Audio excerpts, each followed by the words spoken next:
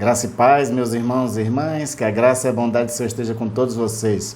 Espero que tenham tido uma semana muito abençoada na presença do Senhor, nosso Deus e Pai, e também de nosso Senhor Jesus Cristo. Vamos dar início a mais uma aula da nossa Escola Bíblica Online. A série desse estudo bíblico é sobre o maravilhoso Deus e os seus atributos. Já estudamos alguns atributos anteriores e hoje vamos falar de um dos atributos que é considerado como um atributo incomunicável. Na teologia, um atributo incomunicável é aquele atributo que só Deus tem por ser Deus e nós não por sermos finitos, por sermos incapazes de ter certos atributos que só Deus pode ter. E esse atributo que nós vamos falar hoje é da onisciência de Deus. Deus é um ser onisciente e nós vamos falar um pouco sobre isso, é um conhecimento extraordinário a respeito de Deus. E para introduzir na leitura bíblica a respeito desses temas, vamos ler aquele famoso salmo, onde o salmista fala da onisciência de Deus, do conhecimento de Deus ser tão profundo, que é o Salmo 139. Vou ler do versículo 1 ao versículo 18. Na minha versão, que é a Nova Revista Atualizada, diz assim: Senhor, Tu me sondas e me conheces. Sabe quando me sento e quando me levanto. De longe conheces os meus pensamentos. Observas o meu andar e o meu deitar, e conhece todos os meus caminhos. A palavra ainda nem chegou à minha língua, e Tu, Senhor, já a conheces toda. Tu me cerca por todos os lados, e pões a Tua mão sobre mim. Tal conhecimento é maravilhoso demais para mim, é tão elevado que não o posso atingir. Para onde me ausentarei do Teu Espírito? Para onde fugirei da Tua face? Se subo aos céus, lá estás. Se faço a minha cama no mais profundo abismo, lá estás também. Se tomo as asas da alvorada e me detenho nos confins dos mares, ainda ali a Tua mão me guiará e a Tua mão direita me susterá. Se eu digo, as trevas com certeza me encobrirão, e a luz ao redor de mim se fará noite. Até as próprias trevas não te serão ocultas, e a noite é tão clara como o dia. Para ti as trevas e a luz são a mesma coisa. Pois Tu formaste o meu interior, Tu me teceste no ventre da minha mãe. Graças te dou, visto que de modo assombrosamente maravilhoso me formaste. As Tuas obras são admiráveis, a minha alma o sabe muito bem. Os meus ossos não te foram encobertos quando no oculto fui formado e entretecido como nas profundezas da terra.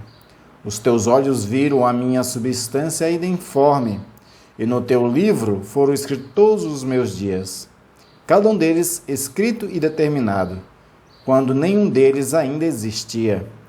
Que preciosas para mim, ó Deus, são os Teus pensamentos, e como é grande a soma deles. Se os contasse, seriam mais do que o grão de areia. Quando acordo, ainda estou contigo. Palavra do Senhor que fala não só aqui da onisciência de Deus, mas também fala da onipresença, da onipotência de Deus, que são outros dois temas que nós vamos ainda estudar nas próximas aulas, falando ainda desses atributos incomunicáveis. Vamos pedir de Deus a graça dele, a sabedoria, que a luz do Espírito Santo esteja agora nos auxiliando na compreensão desse tema tão profundo e importante que nós talvez nunca abarquemos de uma forma completa. Mas aquilo que a palavra de Deus já nos diz é o suficiente e é baseado na palavra que nós vamos estudar nessa lição. Vamos orar ao Senhor pedindo a graça dele. Pai amado e querido, eu te peço, Senhor, que ao abrir a Bíblia, ao ler os Teus textos sagrados, o Espírito Santo nos dê sabedoria para compreender e nos abra os olhos espirituais para ver essa realidade, Senhor, que nos escapa. Uma realidade profunda, uma realidade voltada para Ti mesmo, a qual nossas capacidades mentais nem sempre é suficiente para compreender. Mas nós temos a mente de Cristo. Paulo disse que nós podemos conhecer as profundezas de Deus por conta da mente de Cristo. E se nós temos a mente de Cristo, pedimos ao Pai que agora ela seja iluminada, que ela seja instruída pelo Espírito Santo. Nos ajuda nisso, Senhor, a abrir a Tua palavra em nome de Jesus. Amém. Amém. Você com certeza, ao no tempo que estudava na escola, deveria ter aquela pessoa da turma que era o sabe-tudo. Aquele que nunca se deixava ficar por baixo, aquele que achava que não precisava nem ser ensinado de nada porque já sabia tudo. Talvez você mesmo tenha sido essa pessoa meio nerd, né? Assim, meio que queria saber de todas as coisas. Tem problema que nem todo mundo sabe de nada, mas assim mesmo nos iludimos e quando crescemos ainda carregamos às vezes a ilusão de que sabemos de tudo, que a gente tem algum tipo de inteligência superior, algum tipo de sabedoria, que a gente não precisa aprender com os livros, não precisa aprender com as pessoas mais velhas. E na verdade isso é um grande engano, porque ninguém sabe de tudo aqui debaixo do sol. O único que sabe todas as coisas é Deus. Deus é um ser totalmente onisciente, um ser totalmente capaz e perfeito. E é exatamente isso que é a onisciência. A onisciência faz parte desses atributos da perfeição de Deus.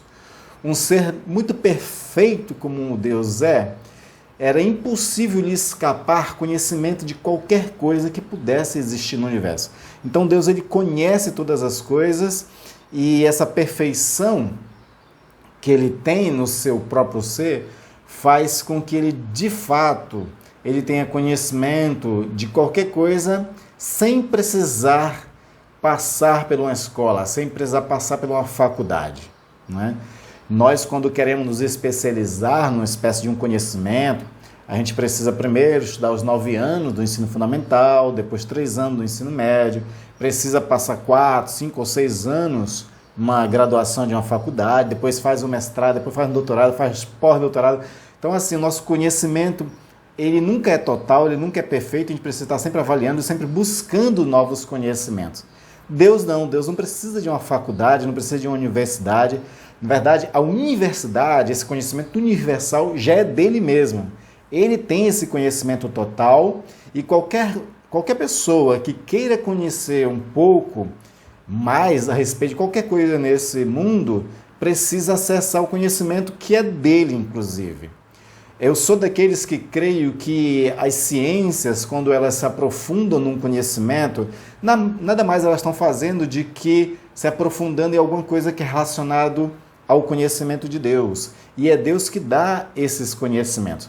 Por exemplo, um biólogo, quando ele começa a estudar a natureza, quando ele começa a estudar os seres vivos, ele vai se aprofundar ali no conhecimento das células, no conhecimento de todas as coisas materiais, orgânicas.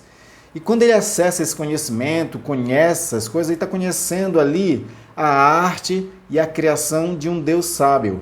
Ou seja, ele está tomando um conhecimento que foi um conhecimento de Deus quando criou aquelas coisas. O que eles estão fazendo é encontrando a assinatura de Deus. Todo grande quadro, toda grande escultura, qualquer coisa que um ser humano crie, geralmente ele coloca a assinatura dele nesse feito, ele patentia com o seu nome, geralmente. Então, quando qualquer cientista, qualquer pesquisador descobre qualquer coisa a respeito da natureza, do universo, qualquer coisa desse tipo assim, ele está encontrando lá a assinatura de Deus. Uns reconhecem isso e outros não. A gente sabe que o número, por exemplo, de cientistas cristãos é muito grande e eles glorificam a Deus quando eles descobrem coisas profundas a respeito da sua ciência. Mas outros, infelizmente, por descrença e até para querer uma glória para si mesmo, desconhece Deus. Ele reconhece que existe uma coisa extraordinária, um conhecimento profundo ali, ele reconhece que é uma coisa belíssima, complexa, mas não reconhece Deus. Diferente de nós que temos que reconhecer Deus em todas as coisas, porque todas as coisas têm a assinatura de Deus na criação, né? E eu falo aqui da criação, daquela criação original, principalmente. Não falo assim, por exemplo, de um celular, porque o celular ele é uma criação humana, mas essa criação humana é possível por conta da matéria-prima que foi Deus quem criou. Então, de qualquer forma, o homem ele não cria nada do novo, ele somente recria, ele somente constrói a partir daquilo que Deus fez. Na teologia, nós entendemos que Deus foi o único que criou as coisas quando ainda não existia, inclusive como nós lemos aqui no Salmo 139. Deus conheceu todas as coisas quando nem existia ainda, porque Ele é que resolveu criar todas as coisas, Ele criou todas as coisas baseado num conhecimento inato, profundo dele. Que isso é um dos primeiros pontos para a nossa reflexão a respeito do conhecimento de Deus, da onisciência de Deus. O conhecimento de Deus é intuitivo. Intuitivo no sentido de que ele não precisa ser ensinado. Ele não precisa, digamos assim, fazer uma pesquisa para saber uma coisa.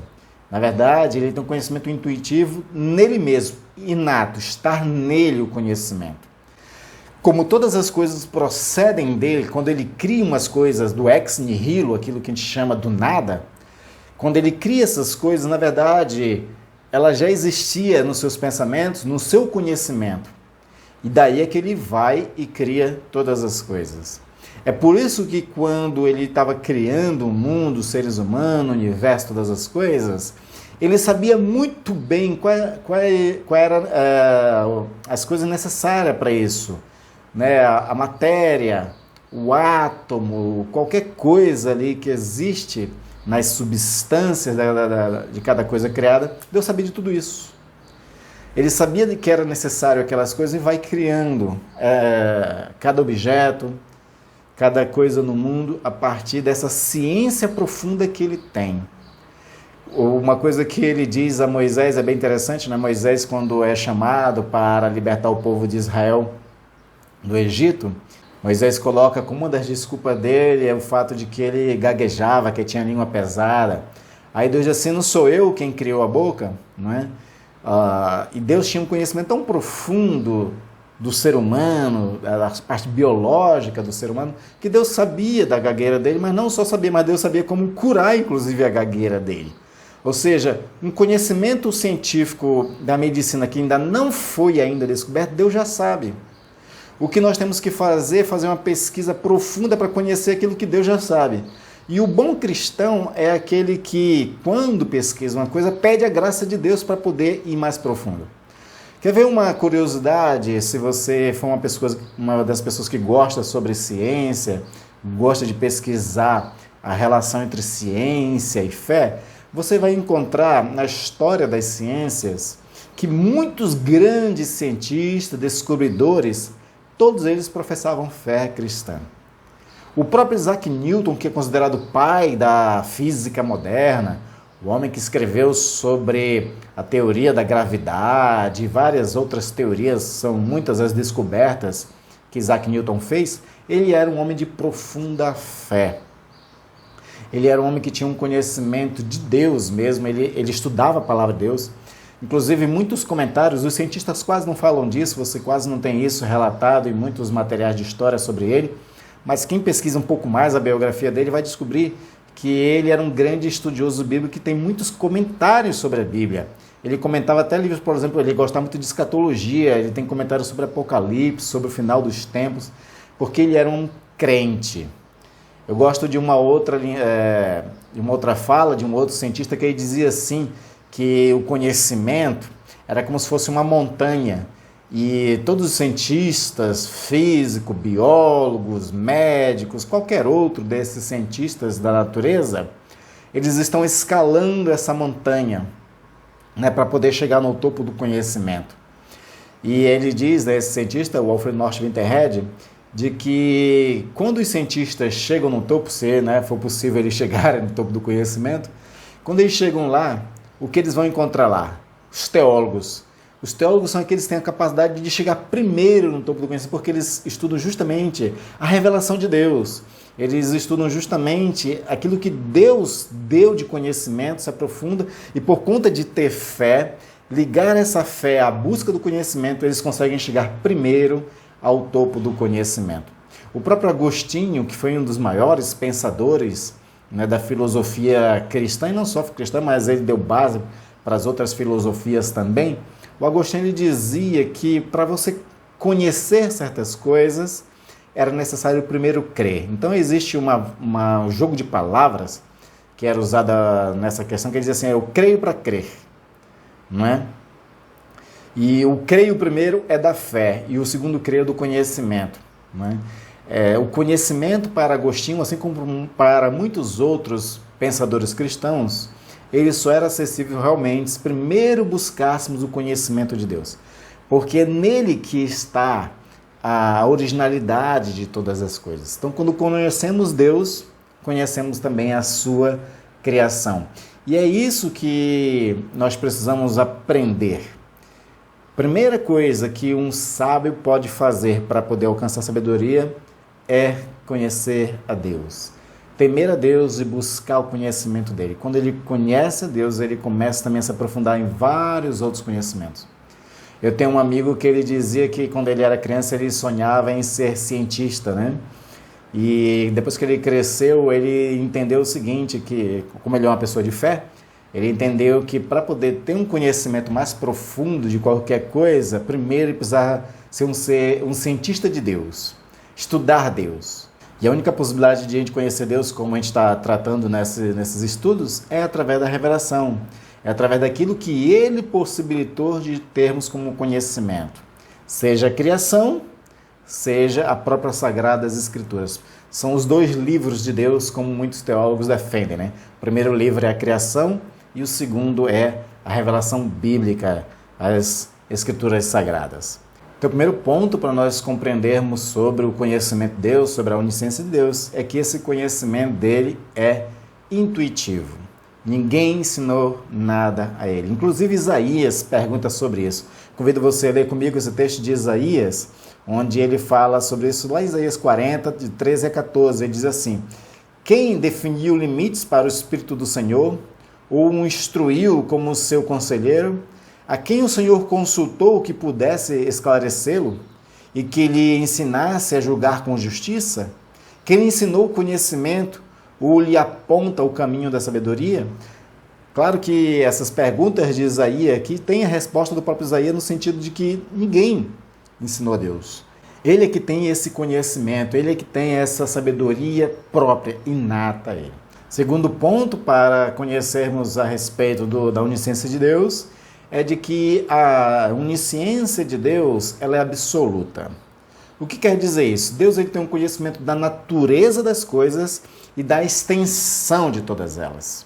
Seja as coisas físicas, seja o tempo também. Então Deus tem conhecimento completo de tudo que acontece, tanto da sua natureza profunda, do que ela é, quanto também das coisas que acontecem ao redor do mundo e ao redor do universo em todo momento. Diferente de nós, que para conhecermos, a gente precisa de meios para o conhecimento. A filosofia, nesses 2.500 anos de existência que ela tem, ela sempre trabalhou sobre essa questão da possibilidade do conhecimento. Como é que nós podemos conhecer uma coisa? Mais recentemente, uma das propostas sobre o conhecimento e acesso ao conhecimento foi dado o nome de fenomenologia. O que isso quer dizer? É que nós só podemos conhecer as coisas a partir dos seus fenômenos, como ela se apresenta a nós. E aí por isso que as várias ciências vai ter diversas interpretações sobre determinadas coisas. Por exemplo, um usuário de droga. Um usuário de droga, ele pode ser visto, o fenômeno é ele usar drogas. Mas a interpretação desse fenômeno pode ser de diversas formas. Um sociólogo, por exemplo, vai atribuir de que o fato de uma pessoa usar drogas tem a ver com as suas questões sociais, econômicas. Psicólogos vão falar, por exemplo, que o usuário de droga usa isso como uma forma de refúgio das realidades em que ele vive. Ou também outros vão interpretar de que um usuário de droga faz isso porque ele gosta de divertimento, ele quer se divertir, é uma pessoa que encontrou nisso uma espécie de busca da alegria, né? Ou seja, várias ciências vão interpretar o mesmo fenômeno de forma diferente. O médico, por exemplo, ainda tratando do usuário de droga, ele vai constatar que o usuário de droga é uma pessoa que é um dependente químico. Então você vê que você tem uma interpretação pautada na sociologia de um jeito, na psicologia de outro, na filosofia e na medicina de outro. Mas o fenômeno é o mesmo, não é? Então essas são as possibilidades de conhecimento através dos fenômenos. Deus, ele não precisa disso. Deus ele tem um conhecimento absoluto sobre todas as coisas. Ele consegue ter o conhecimento de forma intuitiva, própria e sem precisar de meios, de metodologias para isso. Todas as ciências, cada um de nós, quando queremos conhecer uma coisa, a gente precisa de uma metodologia para conhecermos algo. Deus não precisa disso. Ele tem um conhecimento total, perfeito de todas as coisas. E nós vamos ver um texto sobre isso, como o de Hebreus, onde ele fala, lá no capítulo 4, versículo 13, o seguinte: nada em toda a criação está oculto aos olhos de Deus. Tudo está descoberto e exposto diante dos olhos daquele a quem havemos de prestar contas. Muitas coisas para nós estão encobertas, muitas coisas estão veladas para nós. Para Deus nada está velado, nada está encoberto, nada está escondido de Deus. Ainda Salmo 50, versículo 11 também fala sobre isso, quando diz assim: conheço todas as aves dos montes e cuido das criaturas do campo. Os textos próximos do versículo 11 fala desse conhecimento de Deus, dessa ação poderosa de Deus que é pautado nesse conhecimento profundo que ele tem sobre todas as coisas. Então, nós fazemos estudos sobre as aves e a gente conhece alguns tipos de aves. Deus conhece todas as aves e conhece não só as espécies, mas conhece individualmente cada uma delas, a ponto de alimentar cada uma delas. Jesus disse que ele alimenta as aves do céu, ou seja, nenhum detalhe foge ao conhecimento de Deus. Olha o que Provérbios 15, 3 fala: os olhos do Senhor estão em toda parte, observando atentamente os maus e os bons. Estão em todas as partes os olhos do Senhor. Ele vê completo, simultaneamente, todas as coisas. 1 João 3,20 ainda fala: porque Deus é maior do que o nosso coração e sabe todas as coisas. Inclusive, Deus sabe aquilo que nem o nosso coração tem ciência total de agir, porque age. Por exemplo, a gente às vezes age de uma certa forma que a gente não compreende. Mas Deus sabe muito mais do que o nosso coração e sabe as motivações, as intenções que estão por trás das nossas ações. E, inclusive, Ele conhece aquilo que fazemos tentando fazer escondidos. O salmista, no Salmo 90, versículo 8, diz o seguinte: conhece as nossas iniquidades e não escapam os nossos pecados secretos à luz da Tua presença. Nada foge ao conhecimento de Deus, nada foge da sua ciência, nada foge dos seus olhos, ainda que tentemos esconder-nos. Pode se esconder das pessoas, mas de Deus nunca. Outra coisa que também não foge ao conhecimento de Deus é o que poderia acontecer. Deus ele tem ciência até das coisas que não aconteceram, mas que poderiam acontecer. Tem um texto muito interessante quando Jesus conversa sobre uma realidade, de um conhecimento que ele tem do que seria para algumas cidades se elas tivessem tido uma postura diferente. Por exemplo, ele diz isso lá em Mateus 11, a partir do versículo 21, ele diz assim: ai de vós, Corazim, ai de você, Betsaida, porque se os milagres que foram realizados entre vocês tivessem sido realizados em Tiro e Sidom, há muito tempo eles se teriam arrependido, vestindo roupas de saco e cobrindo-se de cinzas. Ou seja, Tiro e Sidom não tiveram a oportunidade de ver os milagres que Jesus estava realizando em Corazim e Betsaida. Se em Tiro e Sidom, essa palavra é importante, se em Tiro e Sidom tivesse acontecido esses milagres, o que Jesus está revelando aqui é que eles teriam se convertido.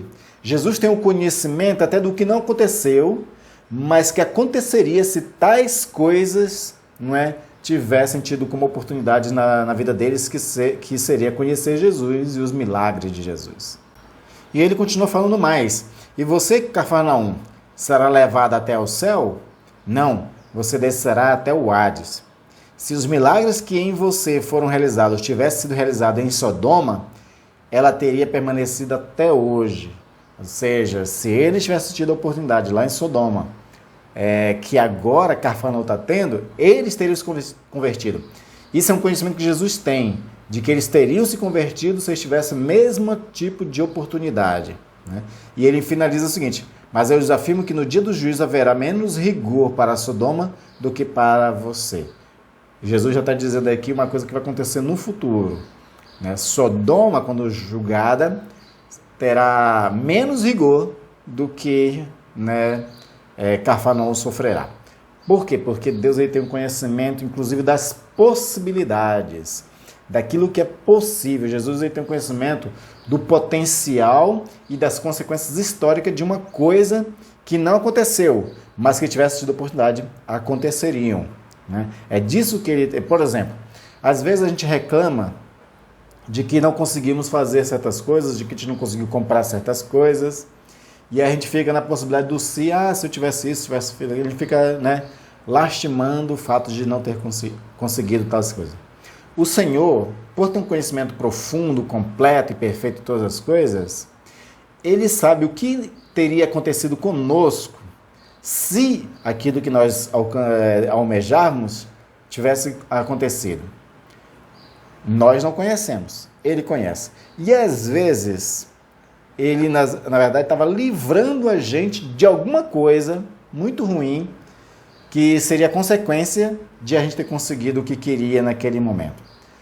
Então, em vez de a gente reclamar, em vez de a gente se lastimar, a gente tem que dar glória a Deus. Por isso que Paulo vai dizer, em tudo dai glória. Porque a gente não tem conhecimento dessas coisas, a gente não sabe as consequências históricas dos nossos atos, das nossas falas e das coisas que a gente às vezes corre atrás e não consegue. Então a gente tem que ter muito cuidado e, em vez de murmurar, agradecer a Deus por todas, porque Ele sabe todas as coisas. Ele tem o conhecimento até do que não aconteceu, mas que aconteceria se assim fosse do nosso desejo, da nossa vontade, das nossas ações, né? A gente tem que ter muito cuidado com isso. E como eu falei anteriormente, Deus também tem conhecimento de todas as coisas simultaneamente. Ou seja, enquanto umas pessoas oram, enquanto outras pregam, enquanto outras cantam, isso num domingo, por exemplo, à noite, ao redor do mundo inteiro, Ele ouve cada oração, cada pregação e cada louvor, simultaneamente. Ele tem essa habilidade, ele tem esse poder, ele tem essa onisciência de coisas acontecendo ao mesmo tempo. Então, quando você está orando no meio de uma multidão, e às vezes não só aquela multidão, mas talvez no mundo inteiro outras pessoas estejam orando ao mesmo tempo, não se preocupe, Deus ouve a sua oração. Ele está ouvindo de todas ao mesmo tempo. Isso é algo que é maravilhoso demais para nós compreendermos. A gente não sabe como Deus tem essa capacidade, mas Ele tem. E Ele sabe delas todas as coisas. Porque o conhecimento de Deus ele é total. O nosso não, o nosso é fragmentado. A gente não consegue dar atenção a muitas coisas ao mesmo tempo, né? Algumas pessoas brincam que mulher tem essa capacidade, né? De, enquanto passa ferro, tá ouvindo a novela, tá dando de mamar para a criança, faz um monte de coisa ao mesmo tempo, né? Deus ele tem um conhecimento e Ele consegue dar atenção a todas as coisas simultaneamente. Nós temos limitação disso. E alguns de nós, por exemplo, eu sou assim, né? Se eu estou fazendo uma coisa e uma outra chama atenção, eu perco o foco. Eu não consigo dar atenção para duas coisas ao mesmo tempo, né? Deus, Ele consegue dar atenção para todas as coisas ao mesmo tempo. E também por ser completo o conhecimento dele total, então Ele não precisa de obter conhecimento sucessivamente. Nós, para conhecermos as coisas, a gente precisa conhecer elas de forma fragmentada e simultânea. Um médico especialista, por exemplo, quando ele é profissional numa área, mas ele precisa estar sempre constantemente buscando informação e conhecimento de novos tratamentos dentro daquela área em que ele atua. Porque em algum lugar do mundo alguém está descobrindo novas formas de tratamento, novos remédios, novas intervenções. E o bom médico é esse, que ele mesmo é um cara que pesquisa para estar sempre melhorando o seu processo de trabalho, como também atrás de quem está melhorando esses processos. Para isso existem as revistas científicas, e o bom médico é esse que está sempre se atualizando para poder oferecer melhores tratamentos, mais avançados para os seus pacientes, para os seus clientes. Deus não precisa disso. Se a gente perguntasse de Deus, por exemplo, a cura para o câncer, Ele daria, porque Ele já tem esse conhecimento. Enquanto que aqui no mundo os cientistas já estão pesquisando cura para o câncer, Deus ele já tem. Ele cura câncer de forma milagrosa, mas como o conhecimento dele é perfeito, ele tem já também o conhecimento médico, científico, para o tratamento do câncer, por exemplo. O que um bom médico cristão poderia fazer? Buscar em Deus conhecimento para isso. Por isso que eu falei anteriormente, né, que os grandes cientistas foram homens de fé. E quem sabe os médicos, se eles também debruçassem mais tempo em oração, também, claro, pesquisando, estudando, se aprofundando cada vez mais no conhecimento científico, né? Mas também se eles se debruçassem em oração, buscando o Senhor, ele teria também a sabedoria de Deus para tratar também, né? Quem sabe um dia a cura para o câncer não venha de alguém que tenha fé e que recebeu de Deus uma sabedoria, um insight para poder trazer uma cura para um mal que tem ceifado tantas vidas no mundo, né? Que eu torço por isso, eu torço que venhamos a conseguir, né? Cura para vários males que afligem a humanidade há séculos aí, e espero principalmente que isso venha por parte de pessoas que têm fé em Deus, para que toda honra, toda glória e todo louvor seja dado a Ele, pois Ele é digno de tudo isso. E ainda o conhecimento do Senhor é também de âmbito pessoal, ou seja, Ele nos conhece pessoalmente. O salmista, no Salmo 139, fala sobre isso, ao qual nós lemos, né? Ele diz: o Senhor, tu me sondas e me conheces, sabe quando me sento e quando me levanto. No versos 4, ele diz assim: a palavra ainda nem chegou à minha língua, e tu, Senhor, já conheces todas. Então, o conhecimento que ele tem também de nós é pessoal, é muito íntimo e mais profundo. Tem uma passagem lá em João que o autor de João, ele mesmo descreve do conhecimento de Jesus a respeito das pessoas. Ele diz assim que ninguém precisava ensinar a respeito do homem para Jesus, porque Jesus já conhecia o homem profundamente. Ele conhece realmente todas as coisas. E isso está claro lá em 1 Samuel 16:7, quando ele diz assim, ó: o Senhor, contudo, disse a Samuel: não considere a sua aparência nem a sua altura, pois eu o rejeitei. O Senhor não vê como o homem vê a aparência, mas o Senhor vê o coração. Isso aqui é quando Samuel estava escolhendo o novo rei para Israel, e aí o pai de Davi, né, trouxe os filhos mais bonitos, mais altos, mais bem apresentados, e Samuel gostou dos primeiros apresentados, que é os irmãos mais velhos de Davi. Aí o Senhor diz assim: eu rejeitei eles. Porque você olha para a aparência, eu olho para o coração. Eu vejo o profundo, aquilo que vocês não conseguem ver, eu vejo no ser humano. E aí foi por isso que Deus escolheu Davi, porque Davi era um homem segundo o coração de Deus. Então ele conhece profundamente cada um de nós. Agora, esse conhecimento profundo e pessoal de Deus sobre o ser humano, sobre cada um de nós, não é muito bem visto por todos, claro, principalmente pelos pecadores. Veja o que o Salmo 70, por exemplo, fala a respeito disso. Salmo 73, versículo 8 a 12, diz assim, ó: eles zombam e falam com más intenções, em sua arrogância ameaçam com opressão. Com a boca arrogam a si os céus, e com a língua se apalçam da terra. Por isso o seu povo se volta para eles, e bebe suas palavras até saciar-se. Eles dizem: como saberá Deus? Terá conhecimento o Altíssimo? Assim são os ímpios, sempre despreocupados, e aumentam as suas riquezas. O texto está trazendo para nós de que os ímpios, eles fazem um monte de coisa errada e ficam, né, zombando, questionando: Deus sabe de alguma coisa? Terá conhecimento o Altíssimo? Eles acham que estão fora desse plano de visão de Deus, que podem fazer todas as coisas e nunca serão julgados por essas coisas, que nunca vão sofrer juízo por essas coisas. Mas o salmista depois ele vai reconhecer, no Salmo 73 mesmo, que todos eles vão receber a justa justiça de Deus por conta de toda a sua impiedade praticada. No Salmo 1 já dizia isso, lá no finalzinho dizia que os ímpios não terão vez na congregação dos justos, eles serão julgados totalmente. O próprio Senhor, no final dos tempos, vai fazer aquela divisão entre o trigo e o joio. E ele sabe muito bem quem é um, quem é outro. Jesus ele nos recomenda que a gente não faça isso, né, de querer separar dentro da igreja quem é trigo, quem é joio, quem é bom crente, quem é mau crente, porque ele diz assim que vocês julgam mal. E nós, como somos muito maus, corrompidos, somos cheios de vaidades, de inveja, de muitas coisas ruins, realmente nosso juízo não é muito perfeito para julgar as pessoas. Nem fomos chamados para julgar ninguém. A gente tem que deixar isso para Deus, porque Ele olha o ser humano profundamente e Ele sabe quem são deles e quem não é dele. Nós não sabemos. O que fica para nós é a recomendação que Paulo dá aos Romanos, lá no capítulo 14. Né? Se a gente se considera forte, a gente ter misericórdia, a gente olhar com graça, com tolerância, com paciência os fracos na fé. Não ficar julgando um ou outro e tentar ajudar, principalmente essas pessoas.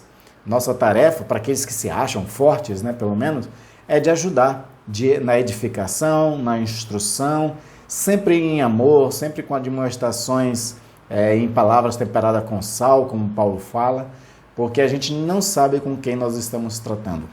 Né? Às vezes, certas pessoas, aos nossos olhos, são pecadoras, toda errada, não sei o quê, mas Deus Ele tem um olhar diferente para as pessoas, Ele olha a intenção do coração. Inclusive, Ele conhece as intenções que estão por trás das pessoas e conhece as lutas que cada um enfrenta. Tem pessoas que vivem uma vida em pecado porque ela está viciada, escravizada ao pecado. E só ela e Deus sabe a luta dela contra aqueles pecados escravizadores. E Deus, Ele leva em consideração essas lutas, esse sofrimento que cada pessoa passa nas suas vidas, né, nessa busca por uma santidade, nessa busca por uma piedade que ainda não foi alcançada completamente. Então nós temos que ter realmente paciência, misericórdia e principalmente humildade, para não se achar melhor do que ninguém. Nós não somos melhor do que ninguém. Às vezes a gente conseguiu ter uma vitória melhor em certos vícios pecaminosos, em certos pecados que praticávamos antes, não praticam mais, então a gente teve, né, uma certa vitória sobre alguns pecados e a gente não tem que desconsiderar aquele que ainda não venceu os seus pecados.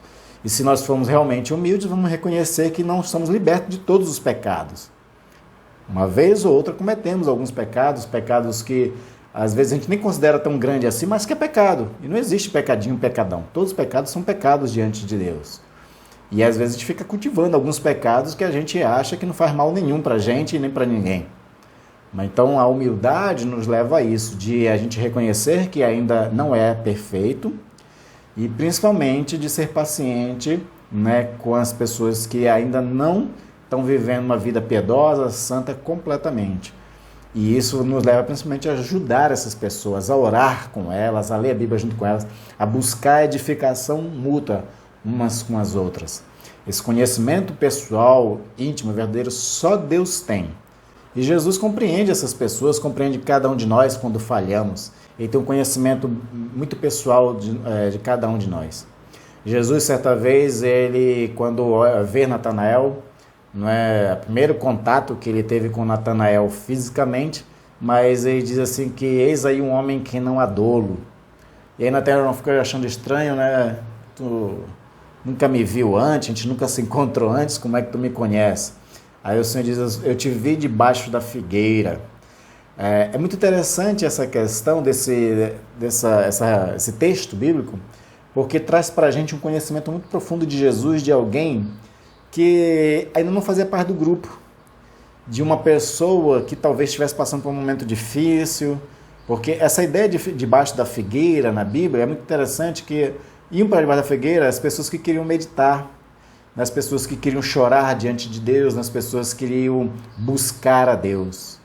Então, o Senhor ele viu isso em Natanael, um homem que não tinha dolo, um homem que não tinha más intenções, um homem que vivia uma vida piedosa, que buscava a Deus, e aí por isso que quando há esse contato, Jesus já revela isso para ele, e talvez o texto traz muita dúvida do Natanael, mas também, quem sabe, Natanael teve muita alegria naquele momento.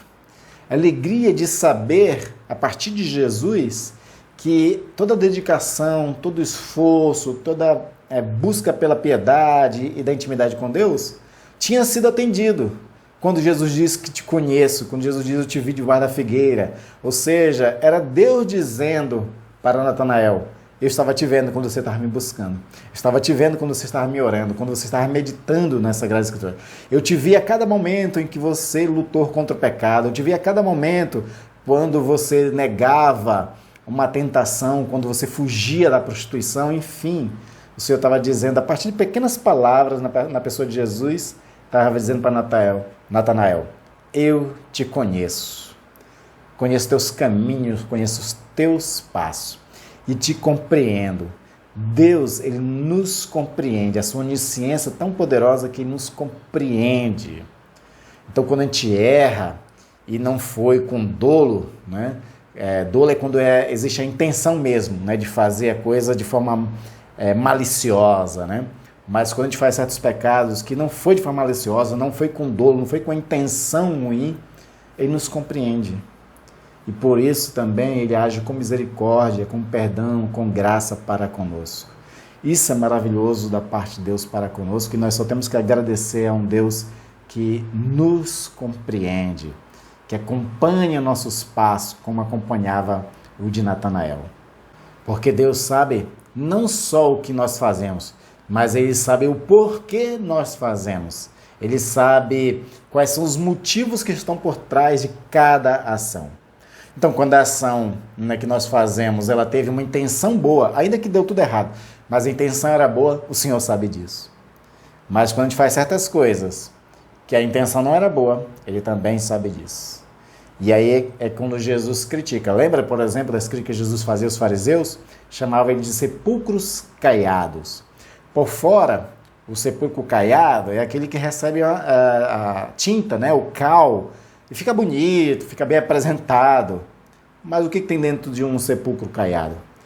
Tem o corpo em decomposição, podre, cheio de vermes. Então, uma pessoa que faz certas coisas que aos nossos olhos, os olhos humanos, parece bom, mas a intenção não é, nós nos comparamos aos sepulcros caiados como os fariseus. O Senhor ele tem essa capacidade de olhar para nós e não ver só a aparência, mas Ele vê também as motivações que estão por trás. Ele sabe quando estamos usando máscara, Ele sabe quando somos hipócritas. E nós temos que ter cuidado, então, com as nossas ações. Antes de a gente fazer qualquer coisa, primeiro a gente tem que trabalhar o coração diante de Deus para aquelas coisas que nós queremos fazer. Para que o nosso coração seja como o coração de Davi, seja segundo o coração de Deus. Para que as nossas ações, ainda às vezes quando não dá certo, ainda assim a gente seja valorizado pelo Senhor, porque as nossas intenções eram as melhores possíveis. E não sejam intenções maliciosas, né? Isso é algo que nós, como cristãos, temos que estar sempre atento para essa realidade, uma vez que nós temos um Deus que Ele é aquele que divide almas e espíritos, juntas e medulas, e cujo conhecimento dele é apto para discernir as intenções do coração, como está lá em Hebreus 4:12. Então, diante de todo esse conhecimento que Deus tem, da sua onisciência, que é uma ciência do todo, o conhecimento de todas as coisas, de tudo que existe, então nós só podemos agora correr para Deus. Correr para Deus quando a gente falhar e contar com a misericórdia dele, uma vez que ele tem conhecimento das nossas falhas, tem um conhecimento também das nossas bem-aventuranças nesse mundo. Quando nós caminhamos da forma que a sua palavra diz, ele se alegra conosco, ele tem um conhecimento e se alegra conosco. Mas quando desagradamos a ele, nós temos que correr para ele e ir atrás da sua misericórdia. Por conta de que ele nos conhece profundamente também, nós podemos elevar nossas vozes em adoração a ele, agradecendo porque ele nos conhece profundamente e ainda assim nos ama e cuida de cada um de nós, né? E como ele conhece também nossos caminhos, ele sabe dos nossos problemas, sabe das nossas dores, das crises que sofremos, e ele, pelo conhecimento que ele tem de nós, de todas essas coisas, ele não se aparta, ele não nos trata com indiferença, mas na verdade ele cuida de cada coisa dessa. E nós temos que continuar confiando no seu cuidado, continuar colocando diante dele a nossa fé, a nossa confiança de que esperamos dele, para que assim ele esteja abençoando nós diante das dificuldades, dores, problemas, crises que passamos nessa vida. E por fim, se ele nos conhece profundamente, venhamos a caminhar de tal forma que venhamos a alegrar o coração dele. E assim, ele poder dizer de nós, como disse de Jesus: eis o meu Filho amado, em quem minha alma tenha prazer. Tenha prazer no conhecimento de Deus. Busque conhecê-lo cada vez mais, porque ele conhece você. Que Deus abençoe e tenha uma ótima semana.